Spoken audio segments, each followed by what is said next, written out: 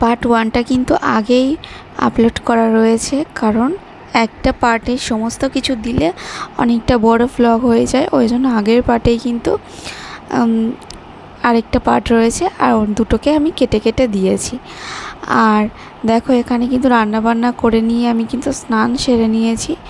নিয়ে যেমন পুজো দেওয়ার দিয়েছি, দিয়ে একটু স্কিন কেয়ার করে নিচ্ছি, কারণ স্কিন কেয়ার করাটাও কিন্তু খুব জরুরি।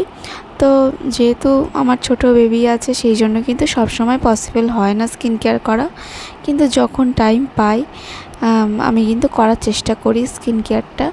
আগেকার মতো কিন্তু ডেইলি রুটিন বেসিসে করা হয় না। তো স্কিন কেয়ার করে নিলাম, সানস্ক্রিন একটু অ্যাপ্লাই করে নিলাম। আর অ্যাপ্লাই করে নেওয়ার পরে কিন্তু আমাদের এখানে মানে প্রচণ্ড বৃষ্টি হচ্ছিল, আগের পার্টেই দেখিয়েছিলাম। তো তারপরে আমি পুজো দিয়েছিলাম, সেই পুজোর প্রসাদটাই কিন্তু আমার মেয়েকে দিয়েছি, ও সেটা খাচ্ছে। আর দেখো বাইরে কিন্তু এখনও ঝমঝম করে বৃষ্টি হচ্ছে,